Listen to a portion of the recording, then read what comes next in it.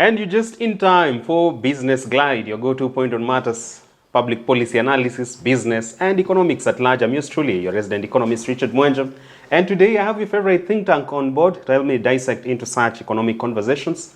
Is none other than the first of his name, Professor Herman Manyora.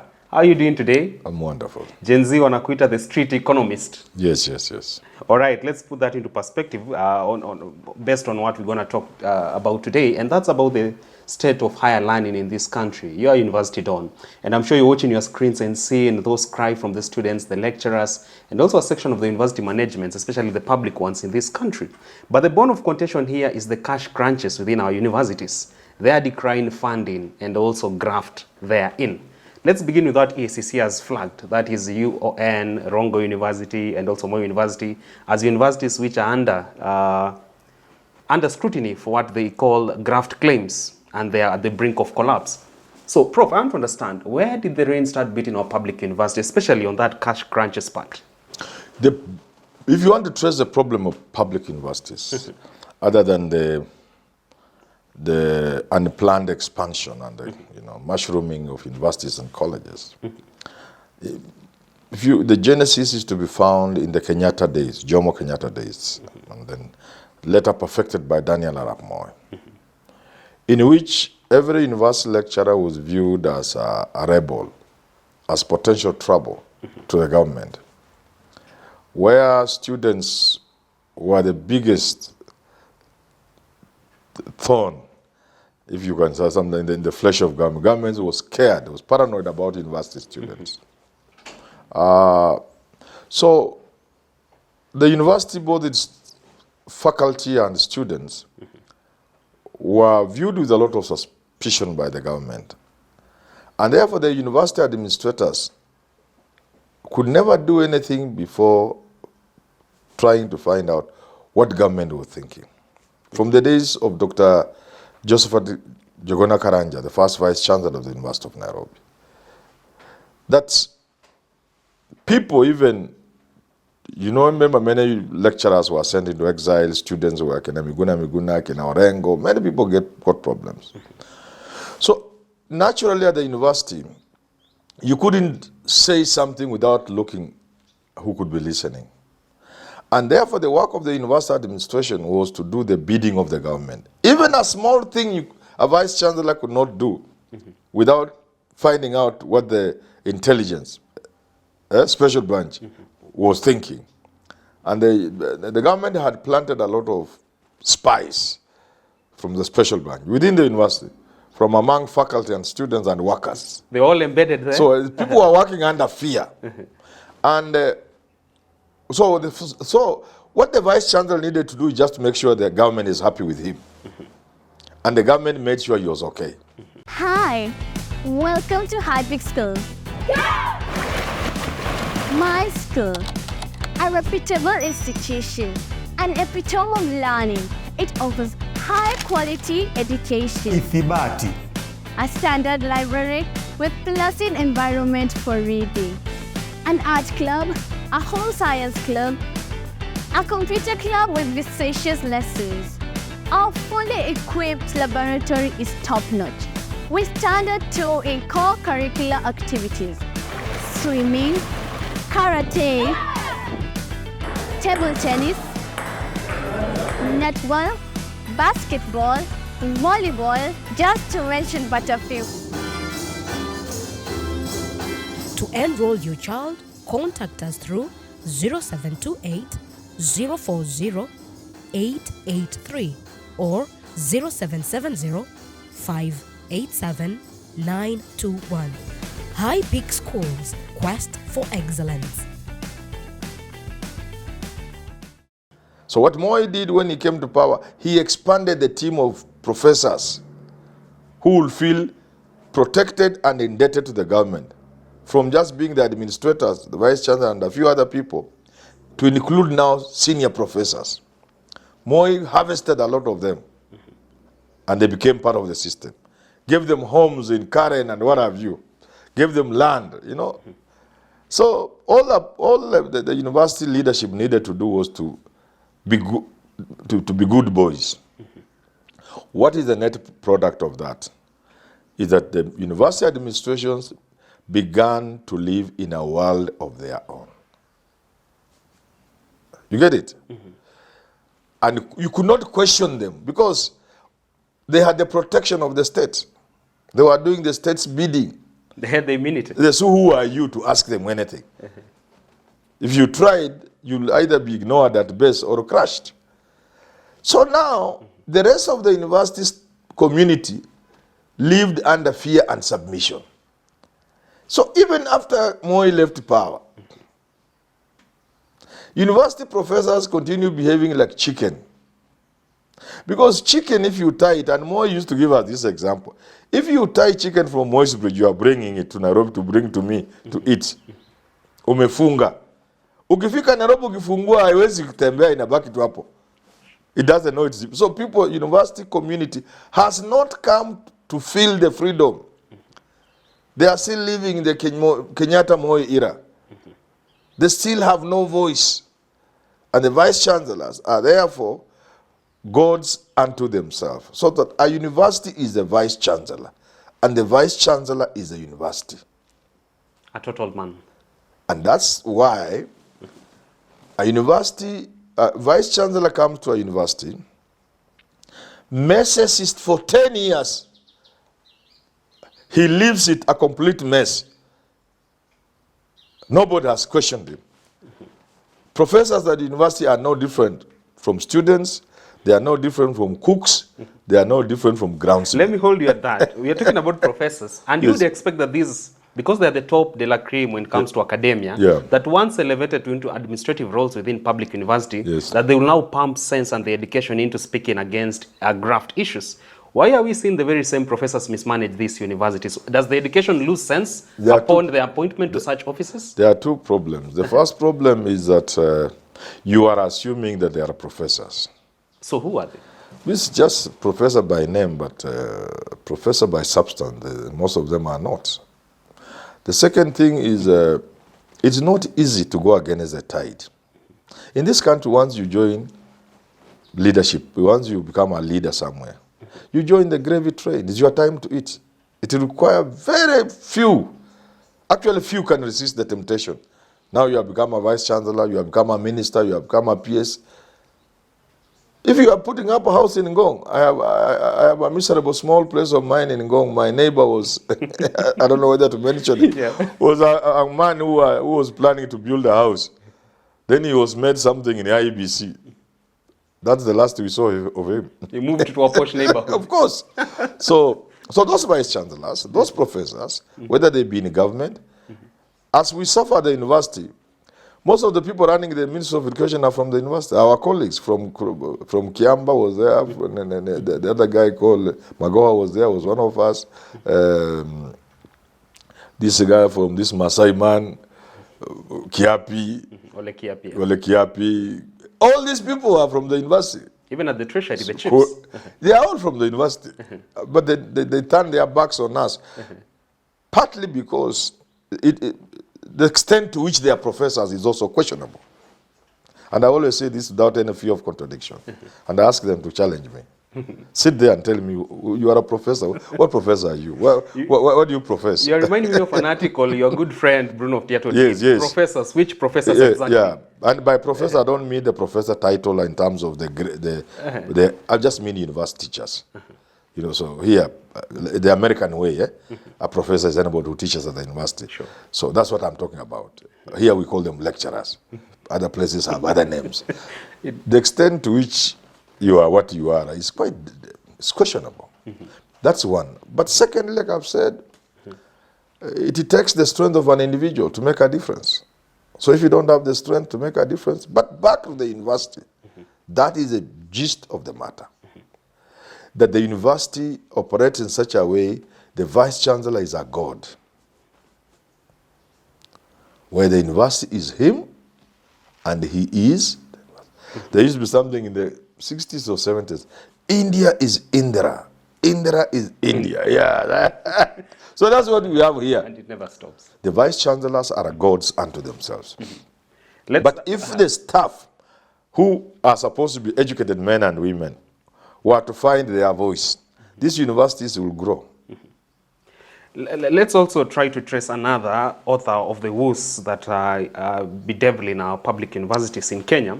And I want to understand, would you say that the place of ethnic appointments into positions of vice chancellors is also partly to blame? Look at the situation in Moi University. Now, people are declaring that after the ouster of Herman Manyora and in came Isaac Kosgei, it's perhaps why the university is at where it is. The ethnic community literally having a say on the management of the university. Should we do away with that thing? You know, this is part of the same story. It's the same structure. It is recruiting useless people into positions in the whole country, in all sectors, including education. Weak men and women. So it doesn't matter whether you are a Kalenjin or not. If you have the capacity to run more university, you will not stop running it because you are Kalenjin. But because you came through patronage, the moment you come through patronage, you are expected to extend the same to other people.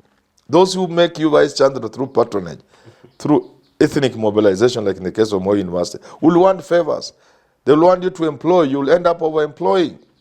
You'll end up promoting useless people into positions in the university. Or maybe ghost workers? They want you tenders. You'll award grossly over-costed tenders.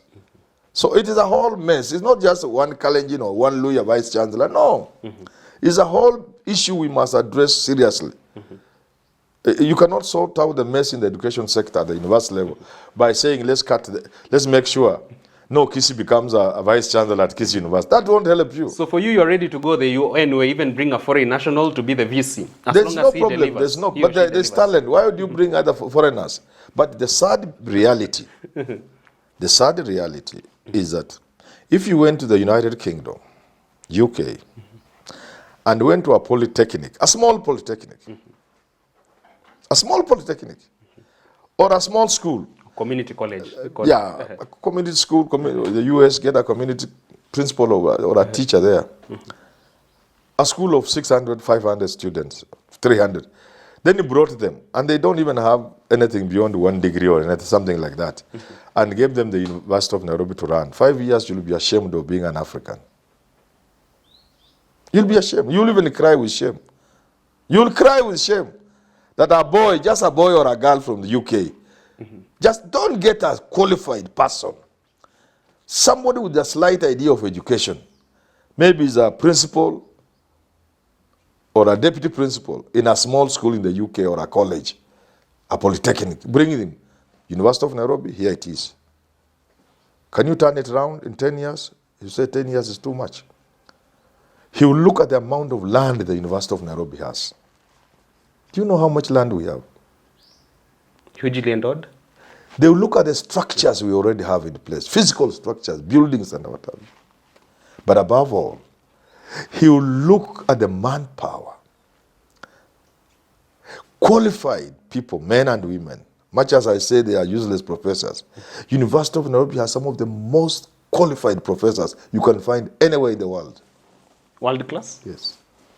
When our professors collaborate with other professors on HIV/AIDS in research, they are top. They win awards.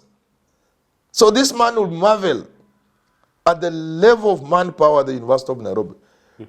In the liberal sciences, in the arts, we have had some of the most accomplished giants in the literary space. I don't want to mention Ngugi wa Thiong'o because you say that's too old. But there are people who have made a mark on the world map in literature, in writing, in creation, in the arts, in medicine. In this country, top brains, within the universities and outside, conjoined twins. Well, separated here, my friend Kambuni and others, done wonderful thing. The world is just opening its mouth.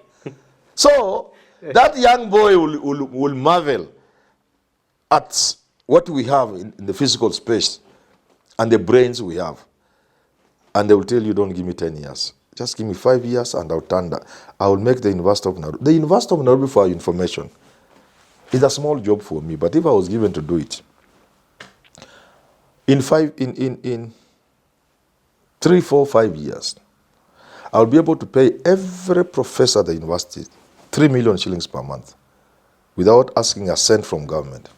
3 million. And without getting into debt of any Which sort? debt? I'll have too much money. I'll be all over the stock exchange.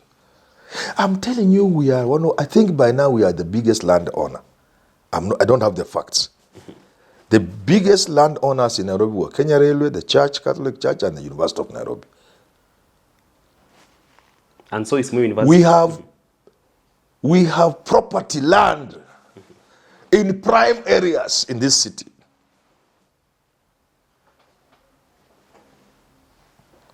When we had Module 2 functioning, parallel, fee paying, when we were raising billions per year, when Magoa was there, I hear people celebrating Magoa and the Kiama. At the peak from the year 2000 to the year 2010, 2012, around there, a period of 10, 12 years, the University of Nairobi had the capacity, financial capacity,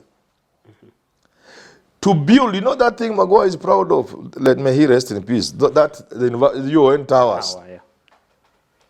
Let's look at a modern tower. Which one do you have now? In Nairobi, the good ones. CBK pension. CBK pension, 360. Yeah, sure. Another one. These big towering things in Nairobi. Yeah, true. Please listen to me. And I hope people get what I'm saying, because it is true. During the peak period when we were having Module 2 classes full,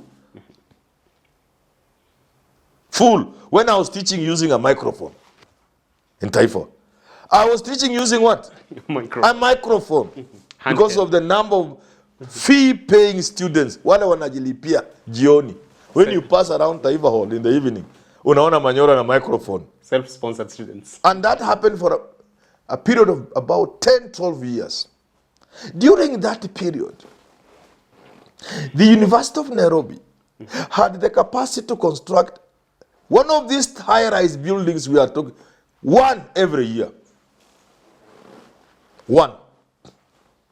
They would be having 360. The one in Westlands. Satellite campuses. Times Towers. We would be having things like those, about 10 of them. How much revenue is that? Remember, they will have been constructing them on university land. True. You know Yaya Center here?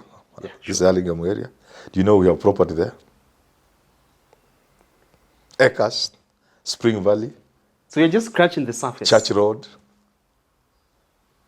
My friend, what are you talking about? The university has property, which if it is modernized and with the resources, it could, if you don't have money now, it could involve, I don't believe in the BOT, build operator, no. Transfer. Those are games. Some guys will make money out of the university. But I have the idea of, if you have like 5 acres at Yaya Center, if you sold that property, market value, to this Chinese now, how much money do you think they'll give you? Multi-billion. If you sold those 5 acres in Yaya Center, you are able to put up 2 20-story buildings on your property, 2 or 3. Just selling those 5 acres alone. You go to Spring Valley and sell 3, 4 plots and put up in a prime area like Westlands. Muvuli Road, there used to be university houses there. I don't know whether somebody, Muvuli Road, yeah, Church Road. There used to be university houses there. So you sell like Spring Valley 3 or so plots. Then you come and construct high-rise buildings in Westlands, Muvuli Road or Church Road. How much money can you bring in? And you have not touched the core mission of the university. You haven't affected teaching or learning. No. That's just a small aspect of your work. But you remain with the core. Now, how does this help you before somebody begins to shout that the mission of the university is not building houses? That's what I'm telling you. Some of these guys are very cheap in the brains. You cannot engage in scholarship without money. You need resources. So what I'm saying will now help push academics and scholarship up. Because a successful professor needs to be funded throughout the year. Full money should never be an issue to a professor doing research. No. He should be facilitated fully. How many research assistants do you need? They are fully paid. How much money do you need to do this? Where are you going? Okay, I just want to go to Italy in a villa for 3 months just to reflect on things and put things together. We pay. You go. Go to Italy for 3 months. We pay a villa for you. That's how that scholarship works. We give you research assistance so that you ask us to do thinking and quality work. Now, if a professor is going to do work and atafuta to data from the library, data, where is the time for quality work? I even tell my friends in Habwe, even the writing they are writing, if they were supported in the writing, they will write better books than that. I write, I know. If you have a draft of a book, whether it is a fiction or anything, I've done fiction and I've done other books, and I know how it works. If after you have done your draft, somebody paid for you a good place in Mombasa for a month, full board, nice hotel, choose one, full board, 30 days, the university is paying for you with your assistant or 2 assistants.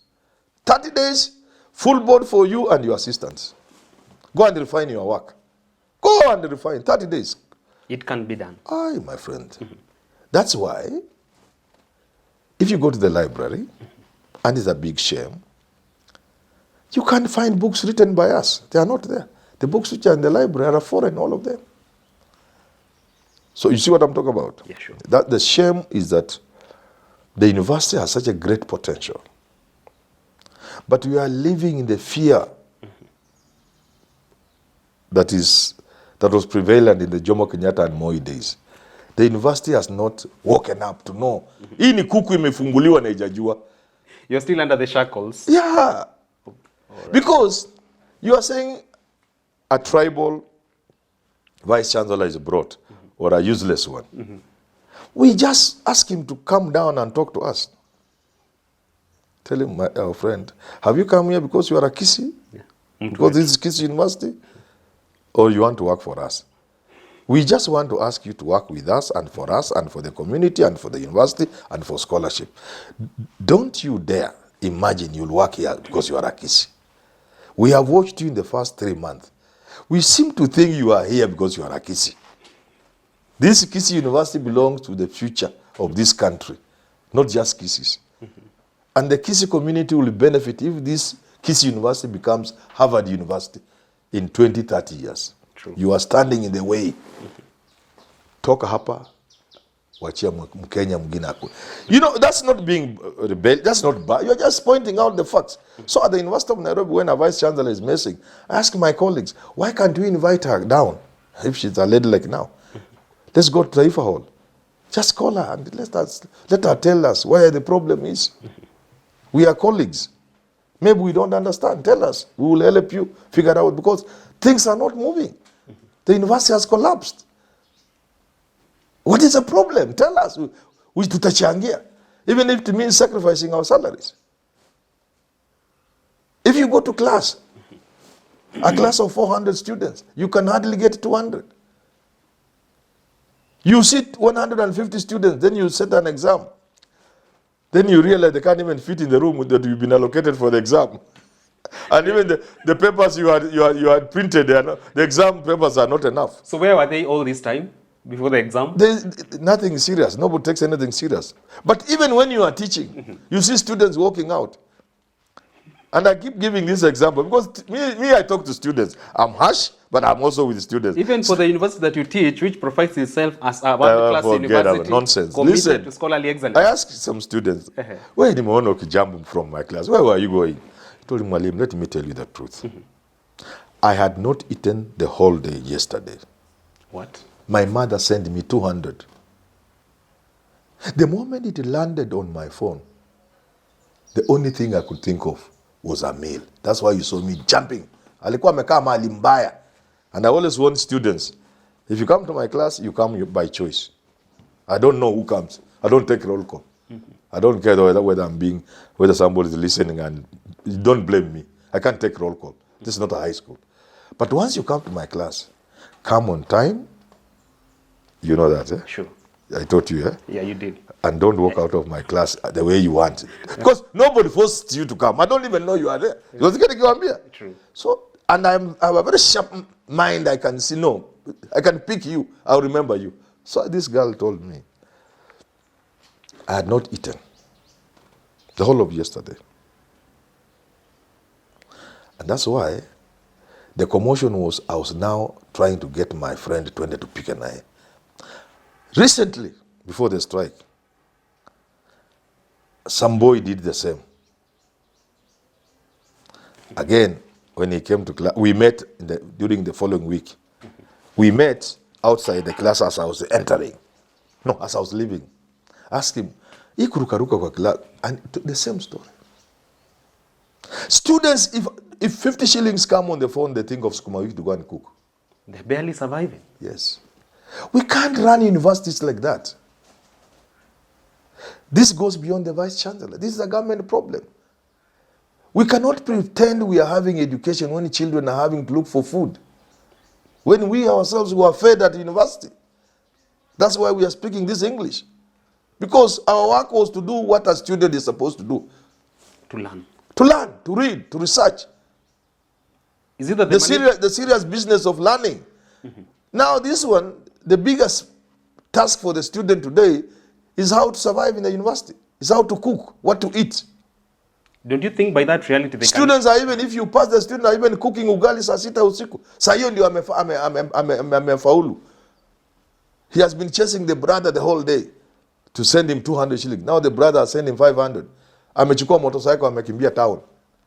Professor, don't you think that we are at the risk of making our students go into the vice economy just so to survive in this university? That is already happening, unfortunately, and we know it. So much as the government talks about this moral funding, please let us stop this nonsense. Let us fund students 100%. Let a student just walk into a university, kazi yake ni kusoma. Hapana kutafuta sukuma wiki na kupika chakula. Hapana, kusoma. Na kama hata soma, shauri yake. Lakini saa hii wanafunzi wana sababu ya kukosa kusoma. Huja kula mchana mzima.